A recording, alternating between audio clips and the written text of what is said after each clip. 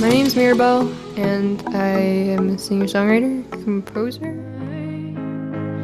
Like a wildfire, it spread so fast. I didn't know it could be like that. Now all I can do is watch it burn. Like a wildfire. Like a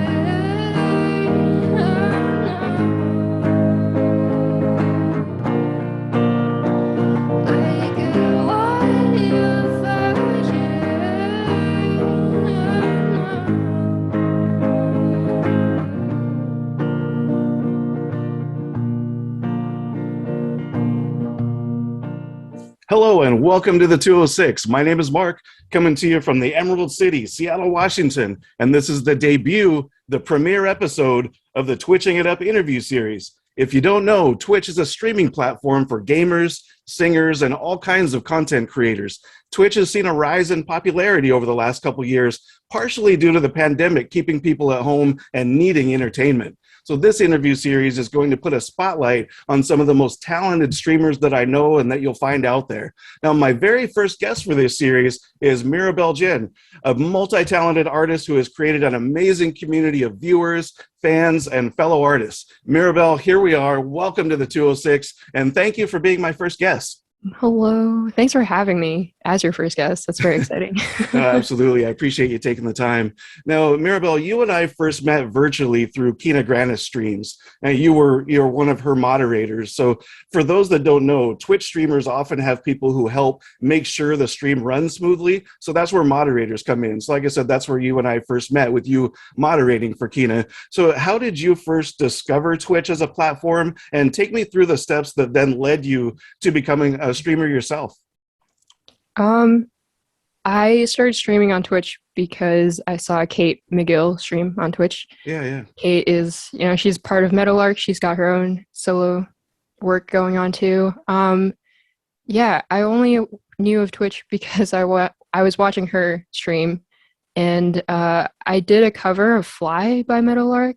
Oh. And I popped into her stream, and she was like, "Oh my God, Mirabelle, this cover is great. It's amazing."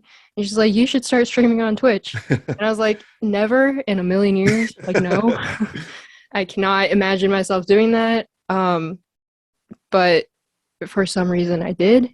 I tried it, and I took it and ran with it. And now here we are. And it's so fun. There's so many amazing people in the community. It's so nice. Yeah, it's been amazing to watch just not only the community, but you yourself grow as an artist and a streamer. So had you already been streaming, by the time I had met you through Kina's streams? Probably. I think so, because Yeah. I think I started streaming in August, like mid-August of 2020. Okay, yeah. And I think Kina started after that. Yeah, it was a couple months later when she started. So yeah, I was brand new. I had no idea what was going on. So, how much of a learning process was it for you to figure out this whole world of Twitch and everything involved? Actually, it was really helpful because Ron is like our OG mod. I also met him through Kina's community. Yep. And so he got me started with all the tech stuff, like OBS, telling me how to set things up and everything. Yeah, so that was really helpful. And then I spent a lot of time. He introduced me for raids and stuff. Yeah. He suggested some streamers, and then I started just hanging around the music community a lot more. And then, one raid goes into another, and you just meet so many streamers that way. So I spent a lot of time on Twitch when I started streaming. Maybe a little bit too much time. No, I mean, that's a great way to get to know the platform. And you'd mentioned raids. For those people that don't know, when a streamer is ending their stream, they can pull the entire audience that they have and bring them to another streamer. So I think that's a great way to network and to get that audience going. So thank you for mentioning that as well. Now, Mirabelle, what was the biggest challenge you faced when you decided to stream, and what would you say is the biggest thing you've learned that you now carry with you into every stream that you do? The biggest challenge was just getting comfortable, I think. Yeah. Just being comfortable on camera and talking to people that you can't see. And also just having something to talk about because people are watching you, and you kind of have to start a conversation, I guess, to like be able to have something to talk about, even though it is a music stream, but like you're not constantly singing. Like there's a lot of interaction. Yeah, what was the other part of the question? Oh, just is there like a certain thing that you've learned along the way that you're now like is I guess a skill that you bring to every stream? Well, I guess the same thing. Like I feel so comfortable now just hanging out and talking to people, and I feel so much more myself in a way, which is actually kind of odd. Like I brought this up in my like Patreon stream yesterday, that when IRL friends come to the stream, like some people, they've never seen this side of me before. So like that's kind of weird for them and for me. Like I've never shown myself in this way to them before. So like that's an interesting thing. No, absolutely. It is interesting. I've had that experience a couple times where people that aren't part of the Twitch community come in and they're like, wow, that's pretty crazy what you do. So, and I think that's one of the things that for me as a streamer, you know, I started about 6 months ago is, you know, I question myself a lot. I'm like, am I doing this right? Am I getting it, you know, the audience that I should? And you know, what should I be doing? So I know mental health overall is an important topic for me. It was a big part of Keena's streams, you know, so for me, it's a foundation of what Twitch is about. And I know it's something that you really value as well. So one thing I've heard a lot from streamers is that imposter syndrome is a pretty common thing. So if that's something that you experience, what are some ways that you overcome it? And then can you also talk about some of the ways you incorporate mental health into your discussions during your streams? Yeah. The imposter syndrome thing, you know that I have a podcast as well, right? So Yeah. I've brought that up in like every single talk that I've had. And it's still like it's cropped up. Like yesterday I was like plagued by it, and I was like, I don't feel like I am recording music properly, or like not like a legit singer-songwriter or musician, because I'm doing this kind of all from my home, you know? Yeah. I don't, it's still kind of hard for me too, like the imposter syndrome thing. But actually, I think I saw like some tweet yesterday, or not yesterday, but like recently, and somebody was like, well, if you're feeling imposter syndrome, like it's like you're pretending to be this person who you think like you're not, right? But why don't you take that, run with it, and just while you're there, just like pretend you are that kind of person, like flip the script and be like, and go all in on it. It's nice to have validation right from like close friends and people who have kind of like an outsider's perspective on what you do. Also just, yeah, I think just keeping on doing what you're doing, that just, it's the validation thing. That's where it really stems from. So I am still working on that. That's a good question, because when I find myself feeling the imposter syndrome, it's hard to get out of it. And I'm like in it right now. So yeah, you know, it's a really good point that you bring up though, is I don't know if there's like a permanent fix to it or a cure. I guess it's just something that comes up mentally. So it's just more of managing it rather than trying to, I guess, cure it, for lack of a better term. So I really like the way that you put that. Now, and then also, can you talk a little bit about your discussions during your streams when the mental health topics come up? Yeah. So we have a question of the day always now. Right. And so that has like the potential to go pretty deep and get pretty vulnerable. And so we talk about, we talk about some of these topics, and it's interesting to hear what other people have to say about it and how like we can all relate to each other or help each other out and like hear what other people have to say about it.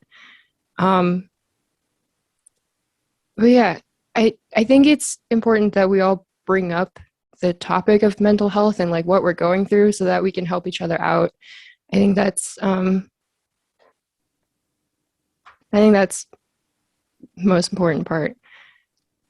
Yeah, no, I totally agree with that. And it's almost like the Twitch stream can become a group therapy session in a lot of ways, because people do bring up ideas and somebody will say, hey, I'm going through this. And like two or three other people are like, oh, yeah, I've dealt with that too. And then everybody shares about it. So I think that's one of the really great things about the community aspect of Twitch, and not just on the Twitch streams, but it extends to Discord and social media and personal relationships. So that's one thing I've really admired about what you do and your community that you've built, is that there's a really strong sense of people are there for each other. So it's something that's like I said, I just really like about your community.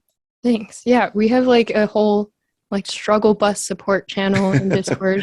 Yeah, For exactly. people to just rant and or like get some help, get some support, and talk to each other. Yeah.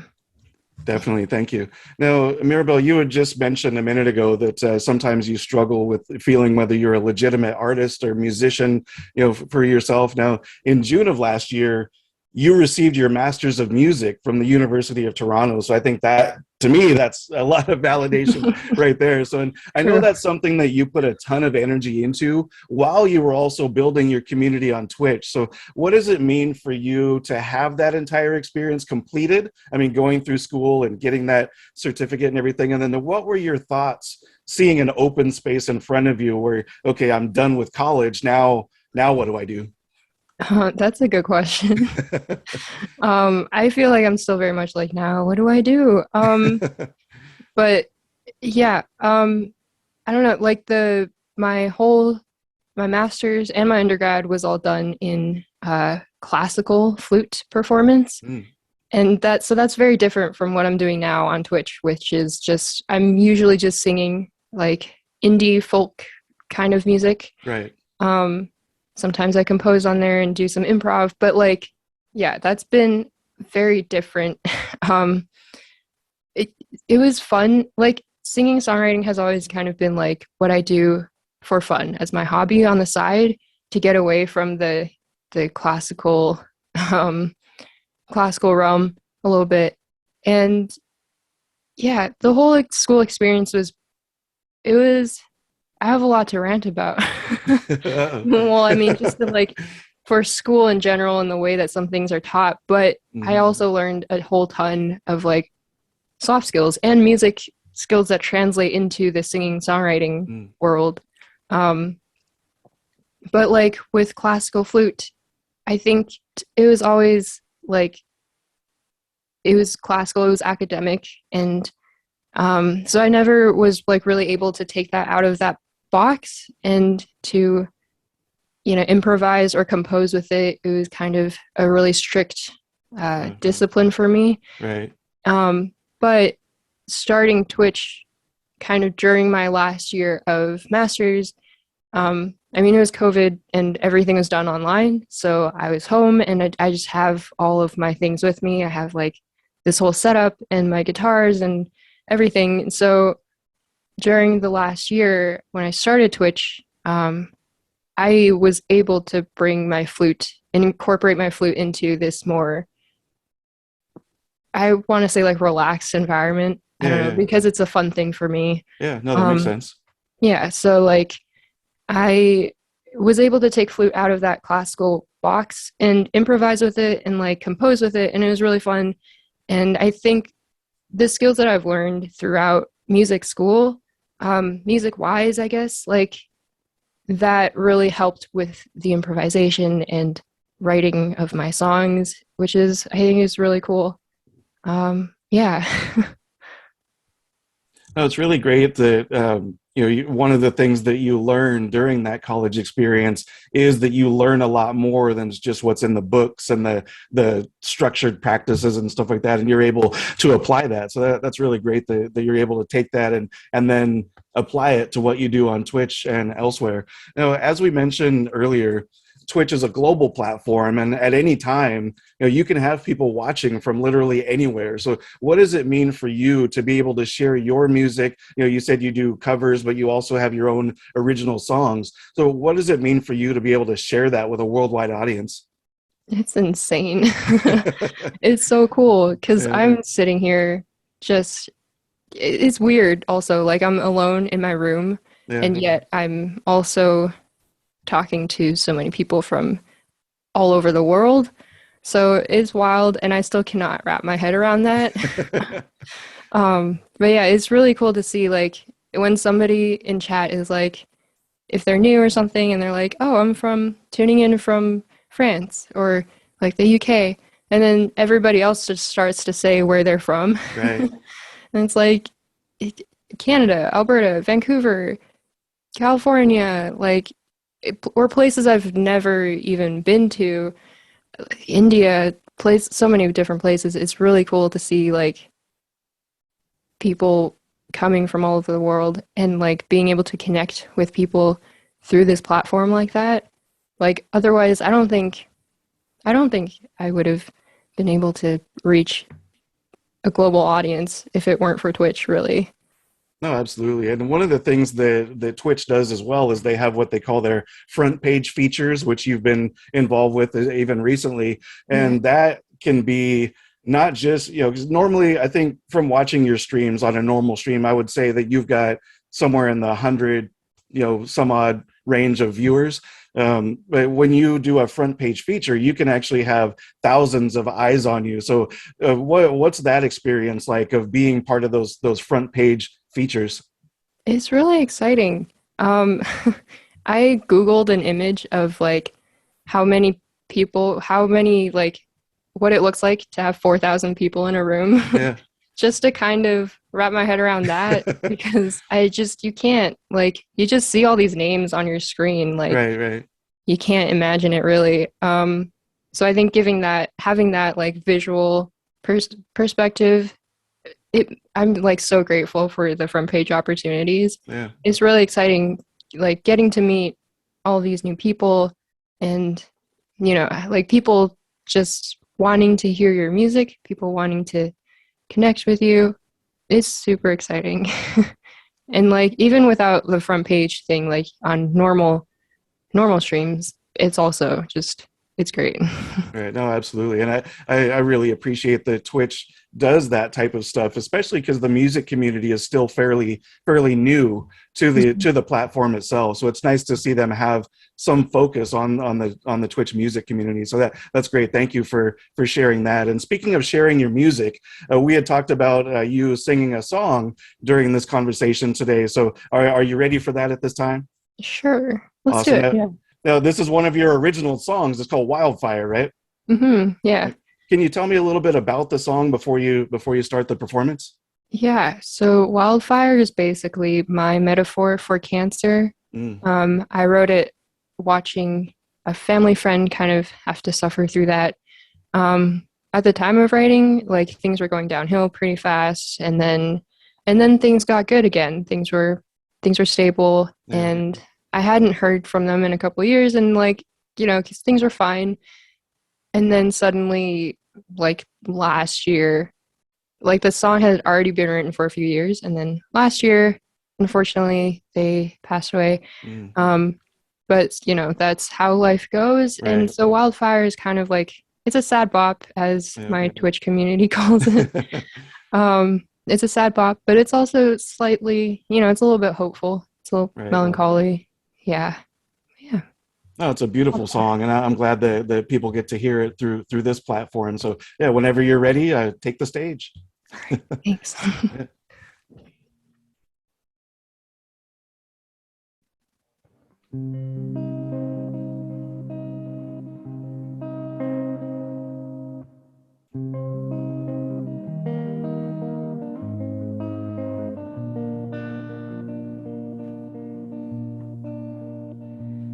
Feel so helpless, I feel so small. What is the point of this? Why do we do it at all? Maybe I'm just afraid, don't want it to hurt, don't know what to say, don't want it to burn. But I can't stop the leaves from falling, I can't stop the world from spinning, I can't control it all. Like a wildfire, it spreads so fast, I didn't know it could be like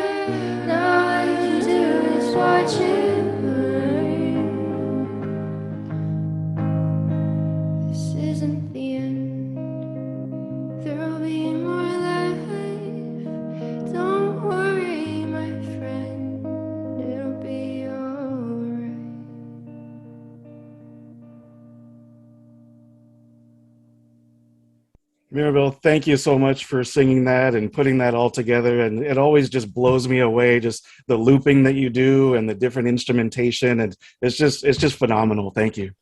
Thanks. That was a lot of fun. No, absolutely. I'm glad you had fun because I had a blast watching you. So thank you. Now, I actually wanted to talk about that for a second too. The fact that you do looping as well, on top of singing and songwriting and instrumentation and guitar and flute and everything else. So where did you pick that aspect up of? Is that something that you developed on Twitch, or had you been doing that already before?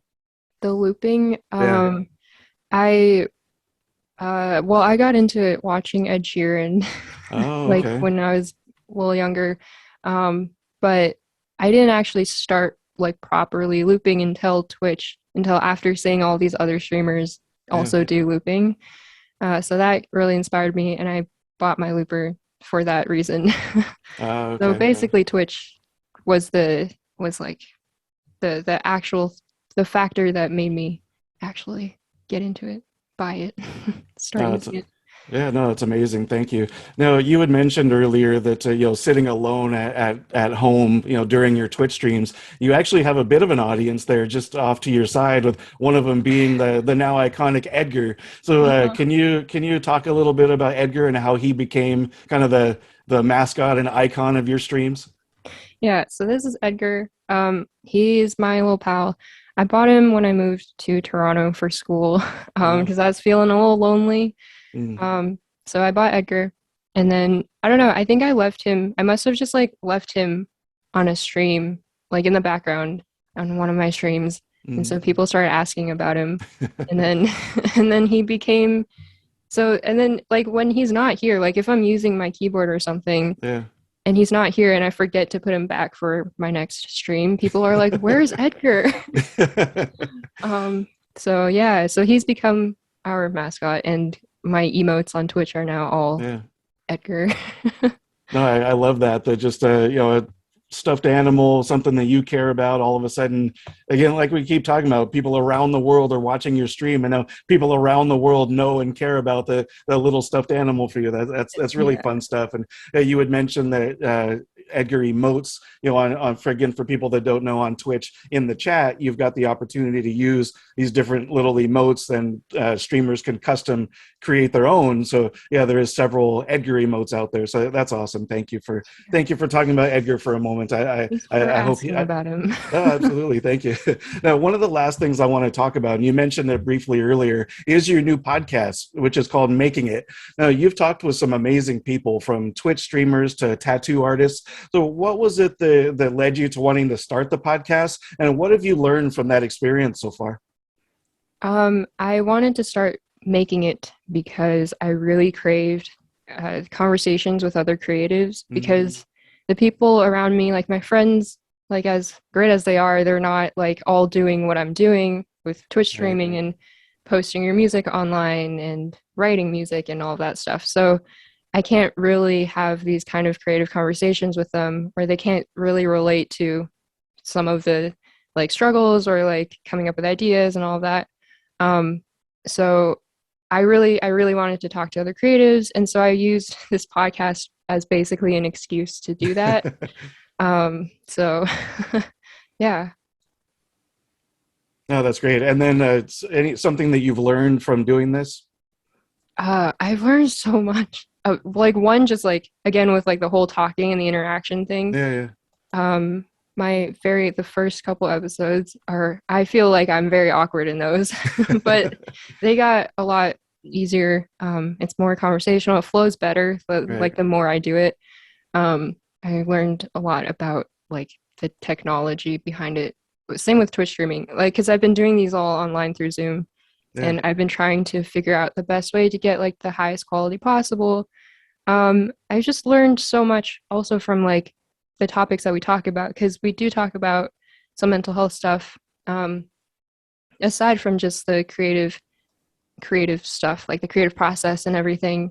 We do bring up like in today's episode with JayneRio, we talked about performance anxiety, and like that's something that you don't always experience if you're not a performer, if you're not, well, actually that's not true, like giving presentations and such. I'm sure there's some sort of anxiety with that. Yeah, we talk about like burnout, imposter syndrome, anxiety, all of that, and everybody's creative process. And it's really, really insightful because everybody's so unique. And there are people from like, there are filmmakers, like you said, like tattoo artists, Twitch streamers, musicians, to filmmakers, photographers. And there are a lot of like correlating points that, you know, that you don't think relate. Like you wouldn't think that maybe, this is an example that Shani brought up. And it's just, she found like improv acting and co-writing kind of have some similarities, stuff like that. Like you wouldn't really think a filmmaker and a musician have similar things, but they do, and it's really interesting. Yeah. Oh, that's amazing. Sounds like you've learned all kinds of different stuff, and you just started that a few months ago. So this is a completely new world that you're entering in. I'm glad to see you take these different ways to stretch out your creativity, and I can see that growth that you're talking about. Now, Mirabelle, when you look back on your Twitch journey over the last almost 2 years now, what is the first thing that comes to mind that gives you a feeling of gratitude? I think that just so many people like show up every stream. Yeah. And that's insane to me. And you come back twice a week, and I've been doing this for like consecutively for like the past, how long has it been? It's been almost 2 years, I guess. Yeah. So like people coming back to every single stream, and we just hang out and I play music, and like that is absolutely amazing to me. So I am so grateful for that, for people coming back all the time. And it just, and my ending song is A Million Dreams, and it talks about dreams and like how great life is. And so there's like, it's impossible for me not to feel gratitude at the end of the streams. So I love it. Yeah. No, it's amazing. And like I mentioned before, you've done such a great job of building up your community, and the community itself kind of builds itself up too. And it's just, I enjoy coming to your streams and being a part of that. So yeah, you've just done such a fantastic job with that. So Mirabelle, one of the things I'm grateful for, obviously, is the chance to speak with you. And I would like to acknowledge you for being such an amazing artist, for your ability to create such a welcoming community, and really just for existing as a human being in this crazy world. So thank you for your time today. It's an honor to have you here to kick off this interview series. Thank you so much for having me again, and for coming to my streams. And I love catching your streams whenever I can also.